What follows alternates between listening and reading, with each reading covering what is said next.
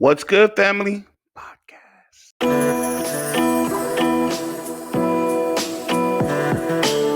What's good, and thank you for tuning in today. Today on the show, we're going to talk about is perception reality? Have you ever been in a situation where you're talking to your family or friends and you're recounting a situation that happened or an event that happened, and in recounting the event, some of the people are like, did that really happen? Or I don't remember that. Or are you sure that happened? Have you ever been in a situation where you're talking to your significant other in the same scenario? Y'all are recounting how y'all met, or who pursued who, or who came after who, or how y'all got together. And one or both of y'all like, nah, that didn't happen. Nah, it didn't go down like that. I don't remember all that. That brings us to the topic. What was perceived? What really happened? How did it transpire? Or maybe y'all both have two different viewpoints on what did transpire. So without further ado, let's dive into this. Let's get this conversation started off right. So we're going to take a look at first an article that I stumbled across by debbylou.substack.com. Deb Lou titles the article Perception is Reality. I'm not going to read the whole article. She does say how two people can see the same event in totally different ways. In this article, she talks about how she had an interview with two siblings and asking the siblings about their life and things that happened throughout their childhood. She says that if you didn't know that they were siblings, you would think that it's two totally different people talking about the same event, but they're siblings. And she writes in the article that each sibling remembers their childhood very differently. Not saying they remember it in a negative way or a positive way, but they just remember their childhood very differently. She also goes in to say in this article about how her and her sister would talk about their childhood and how she would recall certain situations that happened and even the day it happened. And the sister will be all like, well, I think you're changing the facts up a little bit, or what you're saying is not correct. Same event, live in the same household, but perceived in totally different ways. And then she also goes on to talk about how her and her cousins were having a get together and they were talking about their late uncle who passed away and how each cousin had a different reason for the uncle passing away, which was different from what her father told her. So she came to the conclusion in this article that everybody's perception is different and everybody's reality is different. How through certain events that happened throughout their childhood, it shaped and molded them into the people that they are today. Now, on the contrary, I did read another article by a Dr. Jim Taylor. You can find this at www.psychologytoday.com, titled Perception is Not Reality. Just because you think something is reality doesn't make it reality. And in this article, you'll read how he's trying to make the argument of just because you perceive it one way doesn't mean that is the reality that we all live in. Just because that's your reality, that's not the reality. I will have to read it to kind of point out different things. In reading these two articles in different articles, I came to my own conclusion. And some people may agree with me, some people may not. I came to my conclusion that perception is reality. But I also came to the conclusion that reality is made up of multiple perceptions. So let's dive into it. So, what exactly is reality? We're talking about it, but what is it? Reality, and this is the dictionary by Google from the Oxford language. Reality, the world or state of things as they actually exist, opposed to an idealistic or notional idea of them. Definition two, the state or quality of having existence or substance. So, what is perception? Perception, this is by Google, Oxford language. Perception is the ability to see, hear, or become aware of something through the senses, a state of being or process of becoming aware of something through the senses. So the question is, DJ, how do you come to this conclusion that perception is reality when in the definition they're totally different? And I come to this conclusion by this. My reality right now is sitting down speaking to y'all. And your reality may be, if you're watching this, I'm watching this podcast episode. Your reality may be, I'm listening to this podcast episode. Both are facts. We're not disputing that. Both are facts. This is a fact. I'm talking to you right now and you're listening. That is a fact. So if reality is based off of the state of things as they actually exist, you're existing, and right now you're listening. Synonyms for reality can be facts. Reality is grounded in truth. So your truth is right now you're here listening to me. Somebody else's truth may be entirely different. Is that not a form of reality? Is that not a form of existing? Somebody's reality in North Korea the same as somebody's reality in North America? I don't think so, because we have different sets of laws. We're in different areas of the world. There's a lot of difference there. So I believe that it's a multitude of realities that make up the current reality. So, okay, if it's a multitude of realities that make up the current reality, then my reality is validated, because I can go around saying, well, I can do A, B, C, D, X, Y, Z because, hey, I live in my own reality. That's not entirely true. Existing in your own reality doesn't give you the grounds to do what you want, because we operate in a shared reality, which is a shared perception. So what do you mean by a shared reality? Meaning our perceptions all align together and form our reality. So take the founding of the United States. We'll use that as an example. The United States didn't exist at a point in time. We were a colony of Great Britain. And then a bunch of people came together, didn't like the way Britain was doing things, and agreed, hey, we're going to revolt and we're going to do things on our own. The majority came to a shared consensus that this is what we're going to do, and therefore changed the reality to where now we're not part of Britain. We are revolting against Britain. And then you have the American Revolution, which is the clash of realities, where Britain was all like, nah, y'all are still a part of us. And the American colonies were all like, nah, we're not a part of y'all anymore. Like, we're doing our own thing. And history was written. America won. We won our independence, 13 original colonies, so on and so forth. That was the reality of then. And then we'll fast forward. The reality in the 1940s was that of segregation. Now, the realities of the 1940s is not the same reality of 2025.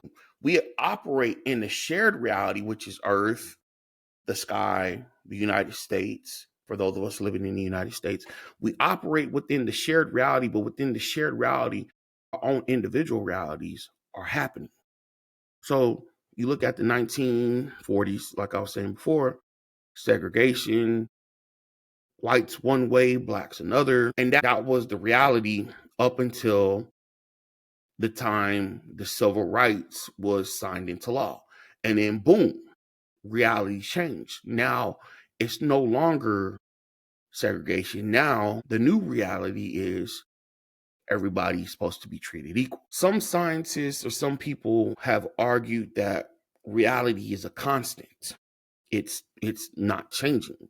But I think differently. I think reality is ever changing. And it changes based off of laws, based off of emotions, based off of thought process. I mean, think about it. Are you the same person that you were 5 years ago, 10 years ago, 15 years ago, 20 years ago? Is that the same person that you are now? No, you've changed. Your perception has changed. Your thought has changed. So therefore, your reality has changed because you operate differently due to responsibility, due to college, due to whatever your life consisted of. It's altered the way you view the world, which is therefore altered your reality. We'll take a baby, for instance. What is a baby's what comes first to a baby? The reality or perception? Now we can't say reality will come first to a baby because they're born into the physical world. Okay. But their perception is also born right along with them. So their perception may not be what they see, but it's what they hear, what they feel. Okay. They learn their mother's scent. They learn their dad's scent. They learn the touch of their mom, the touch of their dad. That's that at that moment, y'all are sharing a reality. The reality is I'm holding you. You're smelling me. If you were a mom who breastfeed, you latched onto the tit and I'm feeding you. For the dad, it's I'm holding you, I'm sleeping with you, I'm a part of you. That is our shared reality. And a child stays in that mindset until taught differently. Until they get to the age where they can formulate their own thought process, their own emotions and feelings, and then boom, the child goes off and explores and becomes their own person. But even with them becoming their own person, they still have their own reality that they're operating in. This is their world. So for a kid who goes to daycare, their world could be, okay, mom drops me off at daycare and picks me up. And while I'm here at daycare, this is the world I live in. I play with friends, I eat, I sleep, I poop, I pee. That is that kid's reality. Is that the same reality that the parents are living in? No, the parents' reality is I gotta go to work, or I gotta go to school, or I gotta clean up the house. I'm doing A, B, C, D, X, Y, Z until said time our realities come back together. Take the people you work with. Y'all share the same reality while you are at work. My coworker's reality is not the same as what I'm doing right now because they're doing their own thing. They're in their own world. So I said all that to say that we can't just say that perception isn't reality because you interact with the world off of how you see it. For some people, they see the world black and white. This is wrong, this is right. Some people, they see the world in gray. And the majority is what gets to determine the shared reality. That's where your laws come from and how laws are made off of perception. Think about the laws of the land now. Stealing is bad. Why is stealing bad? Because enough people came together and said, hey, this is wrong. A lot of people believe that the United States was founded upon Christianity. That is a perception. That is not reality. Reality is the United States was not founded upon Christianity. It was founded upon freedom of religion. But off of perceptions, and if enough people can get behind what you're saying, if you verbalize your perception and can see things the way you see things, then boom, laws are changed. I mean, we're witnessing that stuff right now in today's time. So if enough people have the same perception, they can therefore alter the shared reality. Now think about it. Some people say reality's constant, but is it really? Do we have the same laws and rules and governance as we did a year ago, 5 years ago, 10 years ago, 15 years ago? No, some rules have changed. The argument can be made that if enough people get behind a perception, the perception you have or they have, or if they have the same perception as you, if they're like-minded, hey, you can change reality to fit the narrative or the way you want it to go. That's just the way life is. And talking about perception, is perception reality. I'm brought to one of my favorite animes, and it's in its 7th season, My Hero Academia, a great anime. Highly recommend it. Y'all should watch it. But we're in the final war, and this season set up where everybody's doing their own individual battles. Todoroki's fighting his brother Dabi. Uraka and Froppy are fighting Toga. Deku started out getting pulled to Toga, flew back to fight Shigaraki, who's has All For One in him. All For One fought in Endeavor. I mean, it's a lot of stuff going on. But the thing that stuck out to me the most was Shoji and Koda's battle with the heteromorphs. And I applaud the author for this. The heteromorphs' plight it was something it resonated with me. I can understand it because they look different. Granted, they all have quirks, but because their quirks altered the way they look, people treated them differently. People treated them badly. Their experience in the superhuman society was a negative experience. And it was enough people collectively through their own reality, through their own experiences that said, hey, this is wrong, we need change, we need liberation. So we're going to follow this person who embodies the change that we're looking to see. And Shoji and Koda are fighting to stop them from doing something that they're going to regret. And Shoji is making the plight that, hey, I understand what you're saying. I've gone through it. I've been through it, but this is not the way. He's trying to change their perception in the way they're looking at things. And he's able to reach a bunch of them. I didn't say all that to promote the anime, but I brought that to light because enough people got together through their shared experiences from their own realities and created a movement, changed the shared reality. It just goes to show that perception and reality, though they have different meanings in the dictionary, they run in tandem. They run hand in hand together, because how I perceive something is going to determine how I'm going to interact with the world. If I go and I touch fire and somebody sees it, they're going to be like, hey, bro, that's hot. Like, why are you doing that? That's crazy. Because we've all come to a shared reality that fire burns. It's been physically proven. Fire burns. It's hot. If I stick my hand in a bucket of ice cold water, it's going to be cold. And if I keep it there for too long, I mean, my skin can turn different colors. That is not just a shared reality. It's a fact. It's been proven. So in operating in the shared reality, we operate on the basis of facts and things that can be proven. That formulates, along with the multiple perceptions, that formulates our shared reality. So in closing, I raise the argument again that perception is reality. And again, I take it a step further that the shared reality is made up of a bunch of different perceptions, which run in tandem with each other. Well, that's my thought process and how I view is perception reality. Again, I'm not quoting anything that I say as facts. I've formulated my opinion off of the facts that I've been able to uncover. And I'm hoping to touch base on this topic again. Hopefully I can get somebody else on who can provide a new light to look at the situation. But whether here nor there, I want to thank y'all for tuning in. Don't forget to like, comment, share, and subscribe. And really use that comments, man. Let me know what you think. Let me know your thought process on it. I'm sure there are multiple different opinions that may be different from mine. So let's conversate about it.